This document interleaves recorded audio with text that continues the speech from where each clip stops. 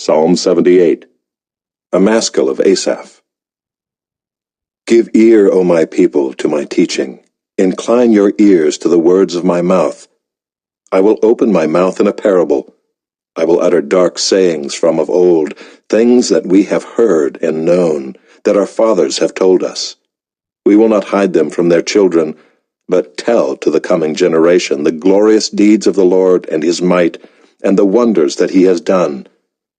He established a testimony in Jacob, and appointed a law in Israel, which he commanded our fathers to teach to their children, that the next generation might know them, the children yet unborn, and arise and tell them to their children, so that they should set their hope in God, and not forget the works of God, but keep his commandments, and that they should not be like their fathers, a stubborn and rebellious generation, a generation whose heart was not steadfast, whose spirit was not faithful to God.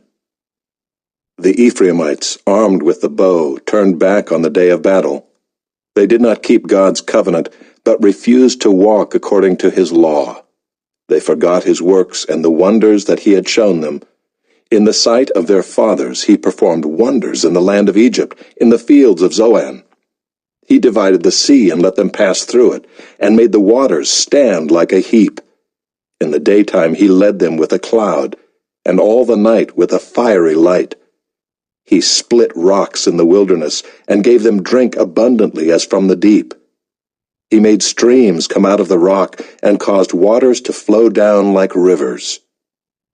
Yet they sinned still more against him, rebelling against the Most High in the desert. They tested God in their heart by demanding the food they craved. They spoke against God, saying, "Can God spread a table in the wilderness? He struck the rock so that water gushed out and streams overflowed.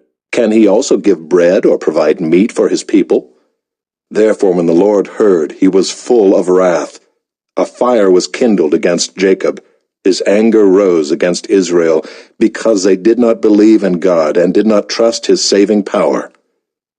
Yet he commanded the skies above and opened the doors of heaven, and he rained down on them manna to eat, and gave them the grain of heaven. Man ate of the bread of the angels. He sent them food in abundance. He caused the east wind to blow in the heavens, and by his power he led out the south wind. He rained meat on them like dust, winged birds like the sand of the seas. He let them fall in the midst of their camp, all around their dwellings. And they ate, and were well filled, for he gave them what they craved.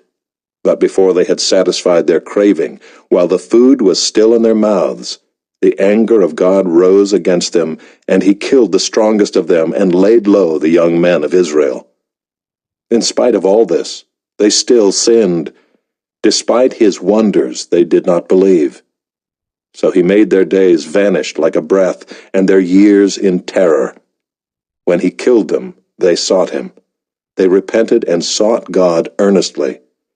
They remembered that God was their rock, the Most High God their Redeemer. But they flattered him with their mouths. They lied to him with their tongues. Their heart was not steadfast toward him.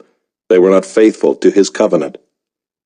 Yet he, being compassionate, atoned for their iniquity, and did not destroy them. He restrained his anger often, and did not stir up all his wrath.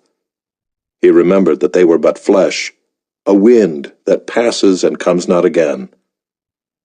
How often they rebelled against him in the wilderness, and grieved him in the desert. They tested God again and again, and provoked the Holy One of Israel.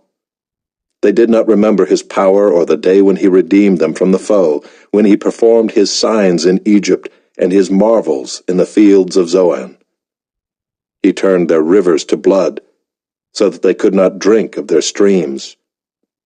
He sent among them swarms of flies, which devoured them, and frogs, which destroyed them. He gave their crops to the destroying locust, and the fruit of their labor to the locust. He destroyed their vines with hail, and their sycamores with frost. He gave over their cattle to the hail, and their flocks to thunderbolts. He let loose on them his burning anger, wrath, indignation, and distress, a company of destroying angels. He made a path for his anger. He did not spare them from death, but gave their lives over to the plague. He struck down every firstborn in Egypt, the firstfruits of their strength in the tents of Ham. Then he led out his people like sheep, and guided them in the wilderness like a flock. He led them in safety so that they were not afraid, but the sea overwhelmed their enemies. And he brought them to his holy land, to the mountain which his right hand had won. He drove out nations before them. He apportioned them for a possession, and settled the tribes of Israel in their tents. Yet they tested and rebelled against the Most High God, and did not keep his testimonies, but turned away and acted treacherously like their fathers. They twisted like a deceitful bow. For they provoked him to anger with their high places. They moved him to jealousy with their idols. When God heard, he was full of wrath, and he utterly rejected Israel. He forsook his dwelling at Shiloh, the tent where he dwelt among mankind, and delivered his power to captivity, his glory to the hand of the foe. He gave his people over to the sword, and vented his wrath on his heritage. Fire devoured their young men, and their young women had no marriage song. Their priests fell by the sword, and their widows made no lamentation. Then the Lord awoke as from sleep, like a strong man shouting because of wine. And he put his adversaries to rout. He put them to everlasting shame. He rejected the tent of Joseph. He did not choose the tribe of Ephraim, but he chose the tribe of Judah, Mount Zion, which he loves. He built his sanctuary like the high heavens, like the earth, which he has founded forever. He chose David his servant and took him from the sheepfolds. From following the nursing ewes, he brought him to shepherd Jacob his people, Israel his inheritance. With upright heart he shepherded them, and guided them with his skillful hand.